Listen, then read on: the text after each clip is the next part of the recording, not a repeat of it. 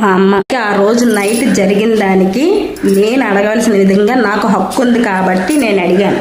మీరు కేజెచ్లో ట్రీట్మెంట్ చేయించుకుని వీడియోలు ఎందుకు పెడుతున్నారు అని చెప్పేసి అంటే అది గవర్నమెంట్ది కాదా? కేజెచ్ గవర్నమెంట్ సంస్థకి చెందింది కాదా?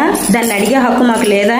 మాకు ఓటేసే హక్కు ఉన్నప్పుడు ఇప్పుడు మా అమ్మగారికి ఆ బ్లడ్ అయిపోతున్నప్పుడు ఇది క్లియర్గా అందరికీ నేను చెప్తున్నానండి. ఆవిడకి బ్లడ్ అయిపోయినప్పుడు వాళ్ళు వచ్చి పట్టించుకోలేదు. అక్కడ ఉన్న వాళ్ళు స్టూడెంట్స్ అంటున్నారు, ఓకే వాళ్ళు స్టాఫ్ కాదు స్టూడెంట్స్ అంటున్నారు. అలాంటప్పుడు స్టాఫ్ అయినా ఉండాలి కదా, ఒక ఎమర్జెన్సీ పేషెంట్ దగ్గర స్టాఫ్ అయినా ఉండాలి కదా. స్టాఫ్ కూడా లేకుండా ఆవిడకి పట్టించుకోకుండా ఏం చేస్తున్నారు మీరు? ఏం చేస్తున్నారు?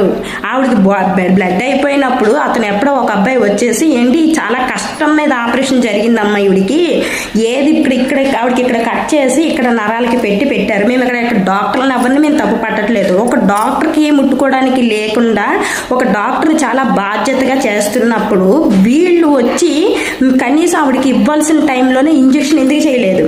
ఆవిడకి బాటిల్ అయిపోయింది, గ్లూకోజ్ బాటిల్ అయిపోతే అక్కడ కనీసం నీడిల్ పెట్టాలి, లేదంటే అక్కడ ఆక్సిజన్ ఉండిపోయి ఆవిడ హార్ట్కి దెబ్బతింటుంది. ఆల్రెడీ హార్ట్ పేషెంట్, హార్ట్కి ఇబ్బంది అవుతుంది అని చెప్పేసి కూడా వీళ్ళకి జ్ఞానం లేకుండా వీళ్ళు ఏం చేశారని చెప్పి అది కూడా ఒక నీడిల్ కూడా పెట్టకుండా వెళ్ళిపోతే ఇంకొక ఆవిడ అంటది జస్ట్ పైన తిప్పేసుకుంటే సరిపోతుందండి అంటున్నారు. అంటే అది తెలుసు, అది మన అందరికీ తెలియదు కదండి. అందరూ నర్సింగ్ చేసిన వాళ్ళు ఏం కాదు కదా, స్టూడెంట్స్ అనుకోండి. స్టూడెంట్స్ అయినప్పుడు వీళ్ళు జస్ట్ వాళ్ళకైనా ఇన్ఫర్మేషన్ ఇవ్వాలి.